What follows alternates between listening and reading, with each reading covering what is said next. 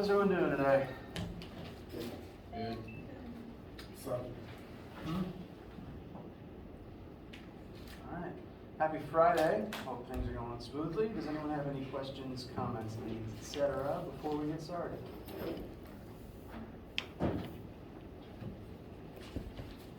Okay. Well, two things pardon me. Two things I want to cover today. One, I want to look over some of the homework problems with you, because some of them are a little on the abstract side, and I'd like to address how to set them up and work them with you guys before the weekend. And then we're going to conclude chapter 3 by discussing vector addition of velocity vectors, also referred to as relative velocity in a few contexts. So, now, small reminder, the first homework batch is currently scheduled to do midnight on the 12th. All there is, if you work on it over the weekend, if you come to class on Monday with questions, we can talk about them in here in class before it is due later that night. And if anyone as an individual needs an extension for any reason, I am able physically in the program to extend for specific students, or again, change scores if the program inevitably makes some mistake. There's a couple mistakes that I want to go ahead and point out today that the machine is commonly making. We will be concluding chapter 3 today, and I think, calendar's gone. The chapter 3 stuff is currently set for the 16th. I will adjust that if needed. I am always in favor of moving assignments back if need be, but I'll never make anything due earlier than it was originally advertised, just as a general rule. So, I've been getting a lot of good questions about the homework. Some of the questions are weirder than I remember them being. What typically ends up happening here is the homework gets posted in here, people start asking questions. I think to myself, yeah, that question could be worded better, or we could use a different one instead, but I don't take it out yet because people have already done it and I don't want to mess with their scores. And then I forget about it until next year when the assignment goes up and people keep asking those questions again. So it's kind of an inevitable feedback loop, and I need to leave myself a note in the program before the year ends. So we're going to look at some of those weirdly set up questions together real quick to make sure that you have a good foundation for them if you haven't done them yet. This is homework question number 6. The setup will be generally the same for everybody. There's one number in the setup that will differ. That will be the distance walked towards the mountain, and that will affect one number in part B and the answer in part C. But again, setups will all be the same. When I encourage students to work on homework together, most of the answers will be different, but the methods are all the same across all the questions, and so teamwork will look like making sure everyone is able to use the same method to get their different answer. Now, this particular question is something you could do in real life, although it's not a method that a lot of people tend to think about on a regular basis because it doesn't often come up. A person is going to walk towards a mountain. They don't know how tall that mountain is, but you are able to measure, 1, how far you walk, and 2, the angle of elevation you have to tilt your gaze at to look directly at the peak of the mountain. So this particular person starts some unknown distance away and has to gaze up 12 degrees to see the top. She's then going to walk some distance forward. For me, that's 4.17 kilometers. And when she's closer now, she has to tilt her head up at 14 degrees. You probably noticed this happen before. As you get closer to something, you have to tilt your head higher and higher up to see the top of it. Whereas further and further out, most things are visible within a pretty limited angle of view. This is the drawing. Now, this is the drawing that WebAssign has programmed into it. This is the picture that I draw when I work something like this. Fun fact though, WebAssign is physically incapable of grading pictures you upload to it. So occasionally it will ask you for drawings that you make. You don't actually have to do them because, again, the program literally can't tell. You can upload literally any JPEG file and it counts it as right. I don't even know if you actually have to upload anything. Most of the time I also set, because I'm able to manually set the point values in each part of the question. Part A is worth 0 because it doesn't matter and because that's not what I want you to be focusing on. I don't care about whether or not you're able to upload a drawing, and that's not important. What's important is being able, what I want to do with you is work out this trigonometry puzzle, because it's a trig puzzle. Within this drawing here, we don't know how tall the mountain is, and we don't know how close we are to the mountain, actually. The only things we know are these two angles and the distance walked in order to change the angle between those 2 points. But those two triangles still share that same mountain height, because that doesn't change when you get closer. So the two right triangles here, the one 12-degree triangle and the one 14-degree triangle, they have the same y leg, because the mountain height does not change, and their x legs are connected.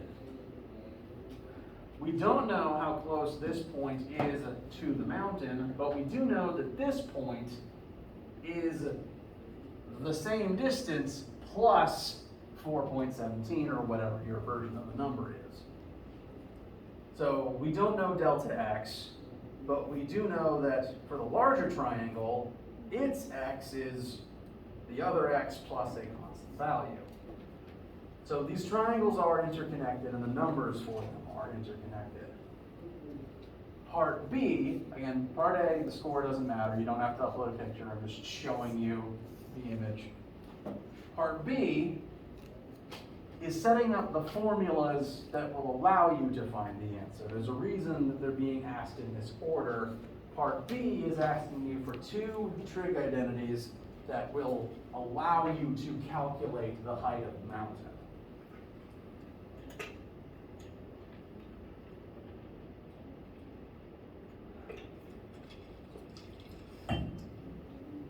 So part B is asking you to, for each triangle pictured here, perform the tangent function on each of the labeled angles, 12-degree angle and the 14-degree angle, and determine, using the variables listed here, what those functions would be, what they involve.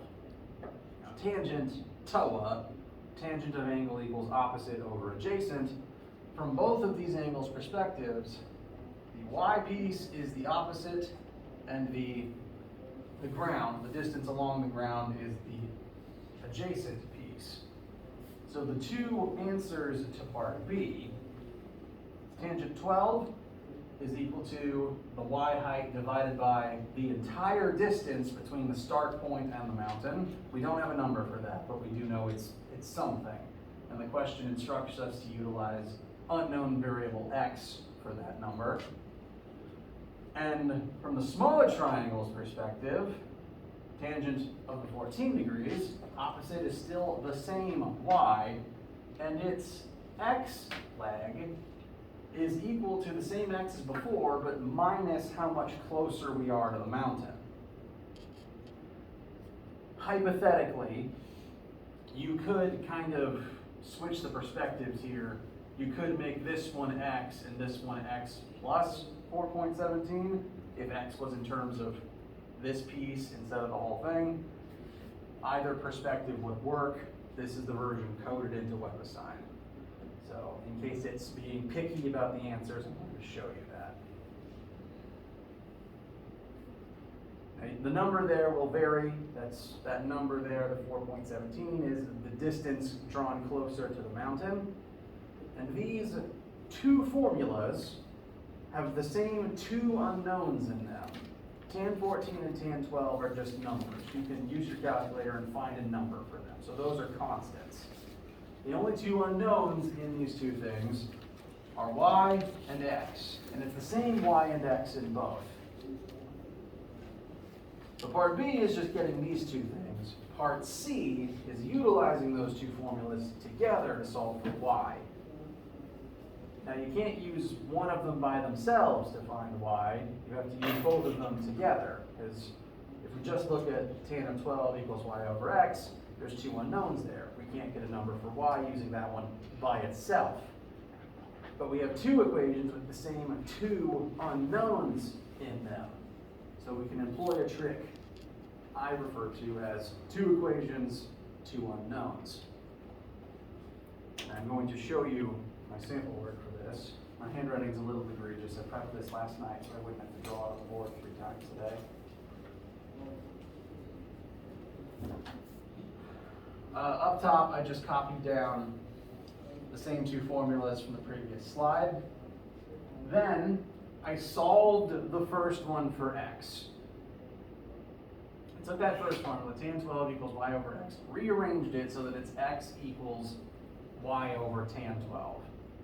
And tan 12 is, again, it's a number. You can use your calculator, it is equal to a number. You can calculate what that number is, you can write that number instead of tan 12. So that is a constant. Once you have x equals something, you can then plug that in to any x in the second equation, since they're referring to the same x both times. So I've taken this rearranged version, and in the second equation, I have plugged y over tan 12 in instead of x. Now this looks messy, I'll admit. It's a very funny looking equation. But by doing this, there's no more x's now. Now, in that second equation that I've replaced the x in, now the only unknown left is y. And so even though we never actually found a number for x, we kind of cheated and bypassed that step by plugging equation 1 into equation 2, eliminating the x's, and now all we have to do is play the game of getting y equals blank. There's a few lines of algebra needed to get to that point. Feel free to take a look at my sample calculations here. Tan 14 and tan 12 will be the same for everybody. The only number that will be different is the 4.17 and how that changes things. Yes? How do you get to the 1.173? The 1.173, that is, so from here to here, all I did was, okay, so I might have combined 2 steps together here. My mistake. Well, not a mistake, it's just, I compound steps together because my brain is used to doing this. From this line to this line, what I did was I distributed tan 14 into this set of parentheses. So that would make this first term tan of 14 divided by tan of 12 times y. So 1.173 is equal to tan 14 divided by tan 12, and that is still multiplied by y. That means that this negative 1.04 is the result of multiplying tan 14 by negative 4.17.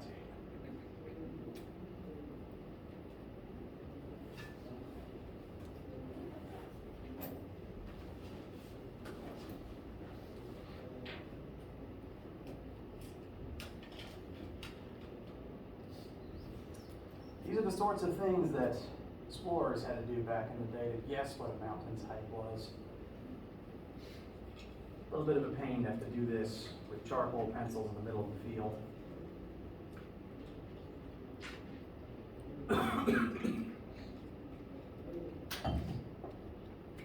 Does this one feel less weird now, I hope? If you've been stuck on this one? No objections, at least? Okay. Any questions about this one before I show you a few others?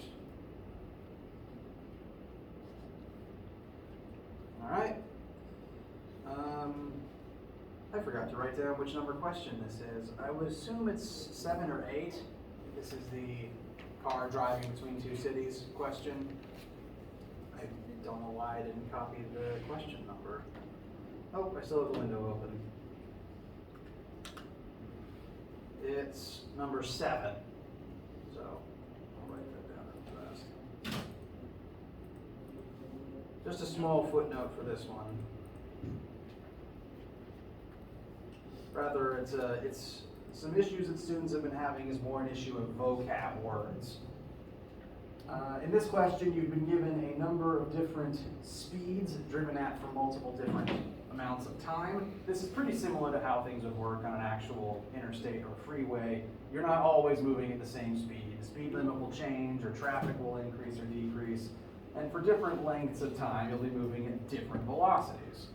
And it lists different velocities for different amounts of time.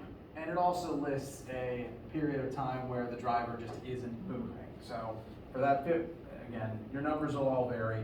For me, that 55-minute break, the velocity would be 0, no distance will be gained. Now, you're asked here for average speed and total distance traveled. The issue with average speed is the definition of average speed is not take the average of all speeds. The definition of average speed is average displacement. Well, no, sorry, stop using the word average. Definition of average speed is total displacement divided by total time. So the goal here is not to take your 3 different speeds and literally average them together, because that's technically not the definition of average speed.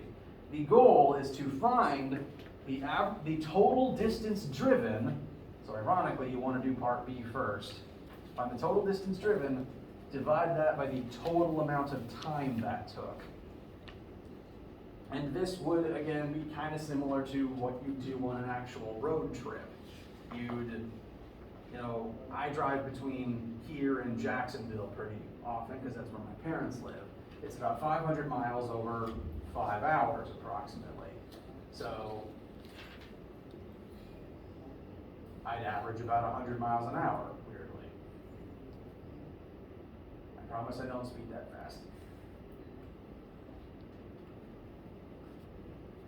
No, I remember now. It's actually 400 miles. I swear. But that's what you do. You take the total distance divided by the total time, and that would tell you the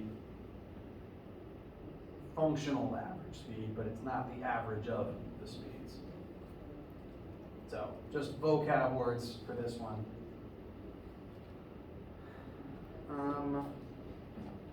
The last question that I wanted to show you a sample calculation for was tortoise and the hare, question number 9. Issue here is that whoever wrote this is just mean. Whoever wrote this question is kind of a jerk. This describes the proverbial tale from the fable. Tortoise is racing a hare. The tortoise will eventually win because the hare took a nap. The data it gives you is the tortoise's speed, and it tells you the hare can run 20 times as fast. It leaves it up to you to actually multiply the tortoise's speed by 20 to figure out the hare's speed. They start at the same time in the same place. Hare stops for some number of minutes. So for that amount of time, the hare is not moving. The hare's velocity for that time is 0. And by the end of the race, by the end of the clock running out, they will both have run the same distance, except the hare will have ran slightly less since the tortoise won. And I don't like how it words this. The hare will be however many centimeters behind the tortoise. Now what this means for the actual numbers you need to calculate. Again, I don't like how it set it up versus what it asks you for. It's asking you for the total time the race takes and the total length of the racetrack. And these are basically the time it took the tortoise to run the race, because he was constantly running from start to finish. So he's the one that determines the the real main clock, and the distance the tortoise ran, because the tortoise is the one that ran the whole track. In comparison, so I've got listed here, time of the whole race equals time of the tortoise. I've abbreviated it to tort. So time of the whole race is t-tort. The distance of the whole race is delta x of the tort. In comparison, the hare could have covered the racetrack in the same amount of time minus 2 minutes. He stopped for 2 minutes, and your number of minutes will vary. Minus 2, so I'm just going to keep saying 2. The hare could have run the race in the same amount of time minus 2 minutes. He could have beat it. He could have run the same distance in the tortoise's number of seconds minus 2 minutes converted to seconds. And he ran the same distance as the tortoise, but minus the length of the tortoise's shell. So this is another, it's similar to what I described in number 6. We're going to end up with a situation of 2 equations and 2 unknowns. Because we don't actually have that much data about the hare, we just know how the hare was compared to the tortoise. So all of the hare's data is in reference to the tortoise's data.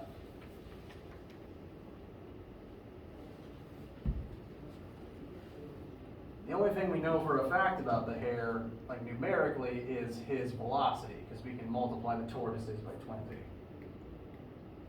Now the way that I eventually found the correct answer here is, after listing the tortoise's time, the hare's time, the tortoise's distance, the hare's distance, and figuring out their velocities, I plugged each of their pieces of data into Formula 1. And my handwriting is deplorable, I realize. I will rewrite anything on this board you need me to. I plugged all the data that we had into Formula 1. So for the tortoise's speed equals distance tort over time tort. For the hare, hare's speed equals the distance the hare ran, which is the distance the tortoise ran minus the tortoise's shell length, divided by the time it would have taken the hare to actually win the race if he was moving at this speed the whole time. Time the tortoise ran minus the hare's break time. Again, I don't like this question because of how weird this situation is when you're writing it out. Once you have gotten to this point, and at this point, the numbers that will vary for you are the 2 velocities and tortoise shell width and the number of minutes the hare was asleep. So the numbers here will be different, but the positions of x tort and time tort will be the same. Once you're at this point, this is again a situation of 2 equations, 2 unknowns. These 2 equations, the way that I've written them, have the same 2 unknowns in them, delta x and t. So like with what I showed for number 6, if you were solving for time the race takes, solve this first one for delta x, plug that into delta x in the second one, that would eliminate all variables except time, then you can solve it for time. Once you've found time, you can plug time back into your first one, and that will then let you calculate the distance of the racetrack. That substitution would look very similar to what I showed you for number 6. Again, this technique is referred to as 2 equations, 2 unknowns, because it's 2 different equations with the same 2 unknown variables.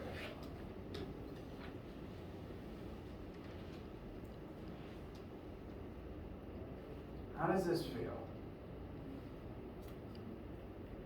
So is fair.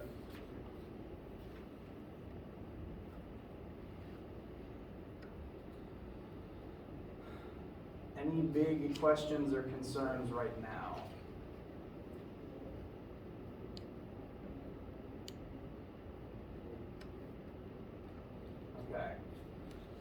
Now again, this is not due until midnight on Monday, so I want you guys to give these an attempt using this information before then, so that if you're encountering any issues, we can acknowledge and try to resolve them by lecture on Monday at the latest, and then hopefully everything will be smooth sailing, finishing it out by Monday night.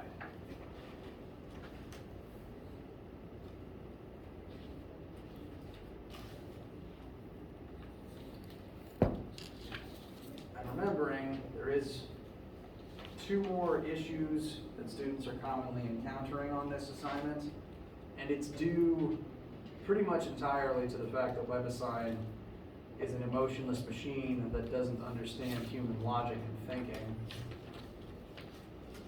There's 2 parts, 11C and 14C,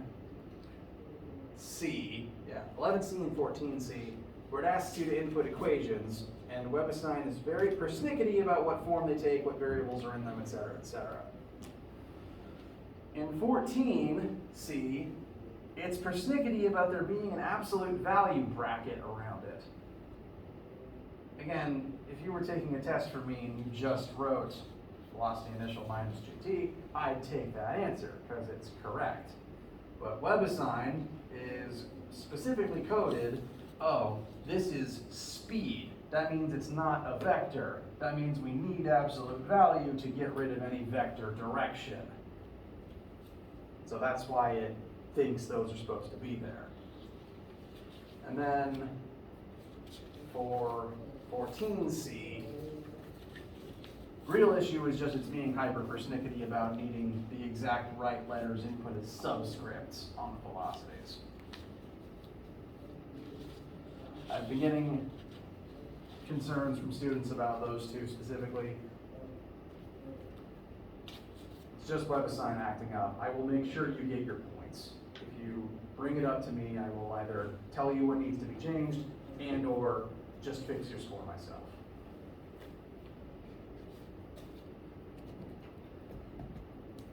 Future assignments will be more straightforward than this. It's always this first one that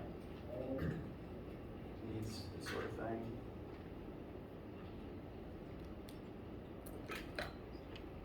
How do I feel? You're allowed to feel shaky about it. Can you go back to 6 on WebAssign?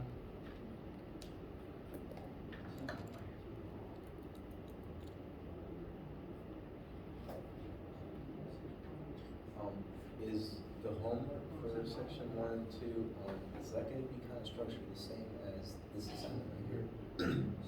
Meaning like it's going to be like some of the same material that we're kind of shaky about?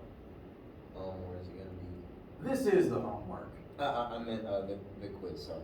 The quiz is 3 questions, and I've checked all of them. They are not weird tricks like this, like some of these. They're more straightforward than more like the ones I asked about in class and in lab, I promise.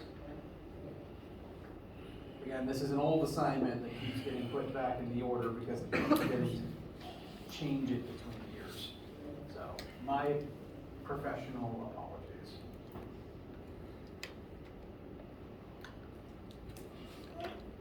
I change it now, except some people have already gotten it right, and I don't want to mess with their own values.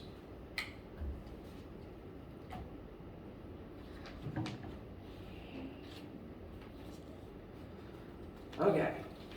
Any other questions, needs, concerns, etc. right now?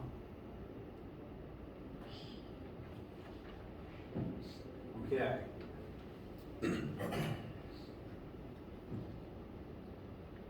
So,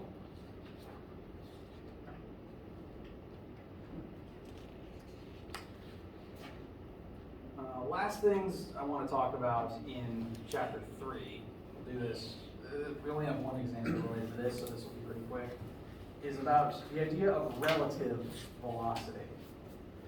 This is ultimately going to just tie into vector addition of velocity vectors. The idea that the speed at which one thing moves in comparison to a second object is the difference, or possibly the sum, of their 2 speeds. As an example, say you are driving forward on the interstate at 70 miles per hour, and there's a car behind you driving forward at 80 miles per hour. Now, compared to the ground, you are driving respectively at 70 and 80. Compared to each other, the difference between your velocities is 10.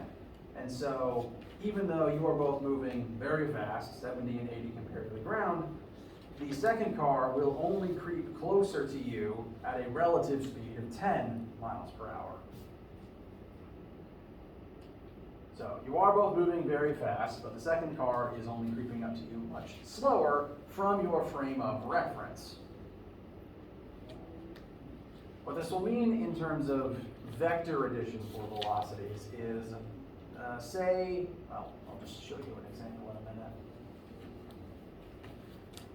What this will mean for the class is its velocity is pretty much always going to be relative to something else. From our frame of reference here in this room right now, what is my current velocity? 0. From your frame of reference, I'm not moving. Now, from the frame of reference of a fixed point in space, in the universe, we're moving at several times the speed of sound right now as Earth orbits the sun and the sun orbits galactic center. We are booking through the universe right now. We have a non-zero velocity. It's just 0 from your frame of reference because we're all moving at that speed. All velocities are relative, and determining relative to what will become relevant in a few circumstances. Velocity is always relative. Acceleration is always relative. Displacement is less relative because that's just the concrete number of how far apart 2 points in space are. But velocity depends on your frame of reference. As an example, we have an airplane flying at 500 miles per hour. Well, okay, let me rephrase.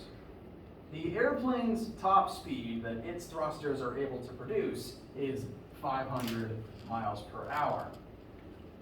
Now the plane wants to go straight north. It is trying to go straight north. That is its goal. However, between these two funnily labeled cities, there is a cross breeze that is blowing straight west.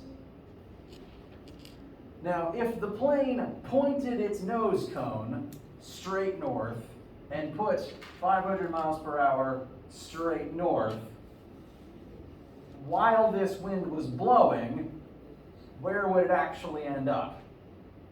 Over there. So it would eventually end up here and have to turn and make its way east fighting the wind. Real pilots and also people who drive boats, because they deal with the same things with water current, they're aware of this, and in order to actually get where they're supposed to go in a way that takes less time, they will point the nose into the wind and kind of fight against it. So rather than heading straight north and getting blown that way, they're angling into the wind such that their velocity compared to the ground, again, velocity is always in reference to something else. So compared to the ground, their velocity this way plus the wind will add up to a velocity that is due only north. Basically, the wind, they are adding an eastward component to their velocity that the westward pointing wind will eliminate. Now, compared to the wind, the plane's velocity is still 500 meters per second in this direction. Bless you. But compared to the Earth beneath the plane and the wind, these two vectors will add together and they will result in a just northward pointing velocity for this plane.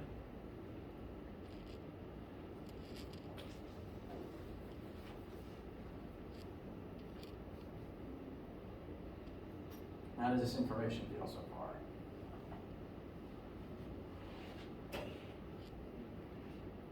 Okay.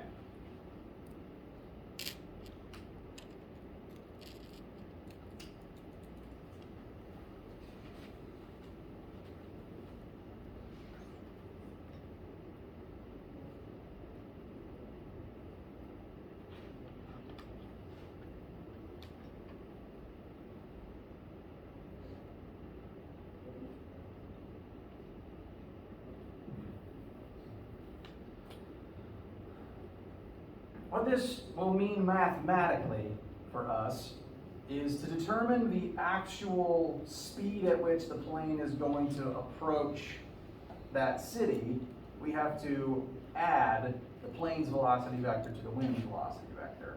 They're working.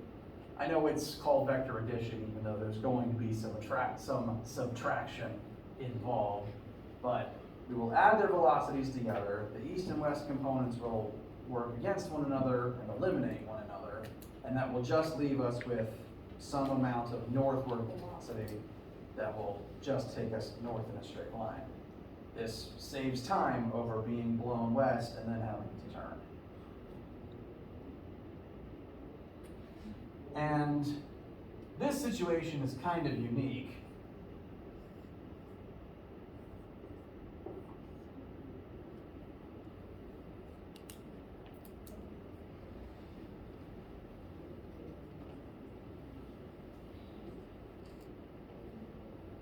In that the plane's final velocity is perpendicular to the velocity of the wind. The plane's heading is basically the hypotenuse of this triangle.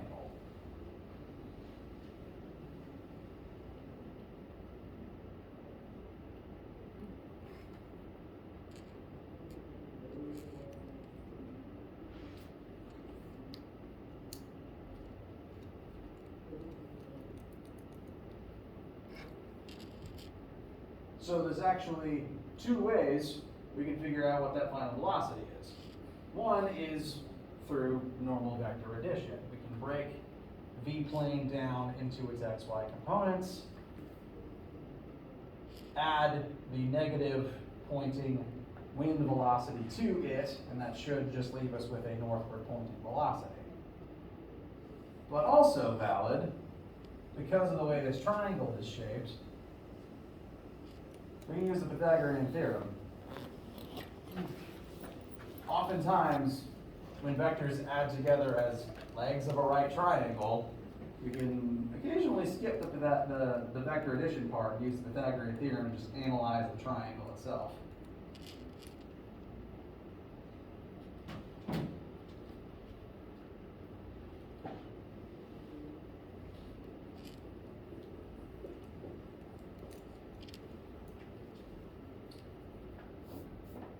One thing to keep in mind, hypotenuse is always C.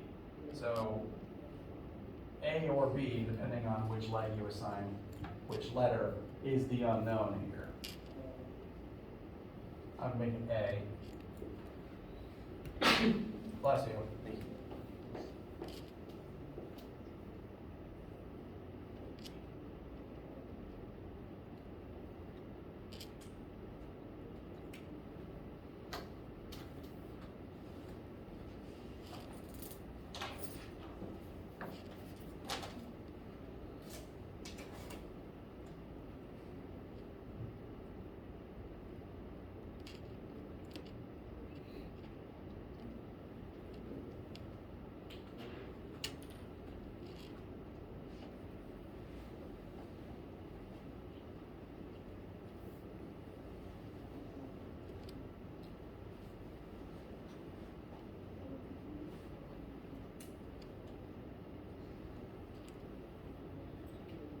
Final answer should come out to about 497.5. And so if the pilot knows what they're doing, a 50-mile-per-hour wind is reduced to only a 2.5-mile-per-hour inconvenience.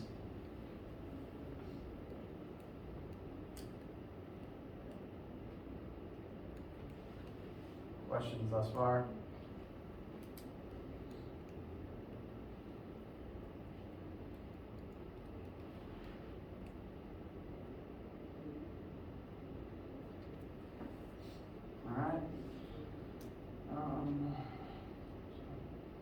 question does also say that the cities are 200 miles apart. If you wanted to know how long it would take the plane to get there, 200 miles at this velocity, Formula One is all the time. It would need to be this velocity though. And I'm bringing this up because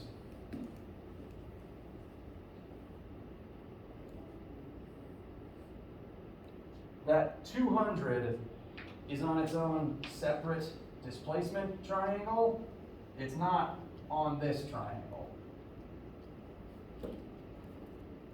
The velocity triangle is congruent or similar to the displacement triangle. All of the various pieces of this displacement triangle are in the same position and at the same angle from everything on the velocity triangle. But velocities and displacements are different vectors. They don't go on the same triangle. They don't go in, you can't add them together. There will be examples like this where displacement and velocity are happening at the same time. Those movements are congruent or similar in the same directions as the velocities that create them, but they are on separate congruent triangles. Similar triangles. It's been a minute since I used those terms.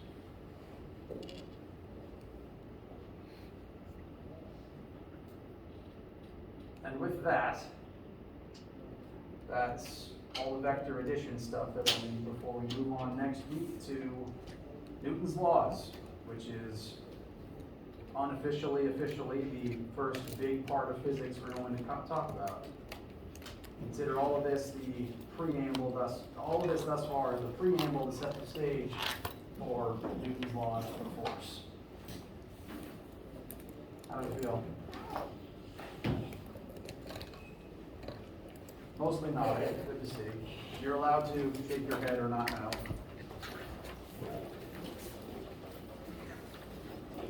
Great here for today. Next week on Monday, we'll address any homework questions you have, and then move on to Chapter 4, Newton's Laws. Chapter 3 homework is currently scheduled to be due next Friday. I'll push that around if we need to, but be working on it as well. Let me know any issues you encounter. And I'm just rambling at this point. I'll let that stop you from leaving. Have a wonderful weekend.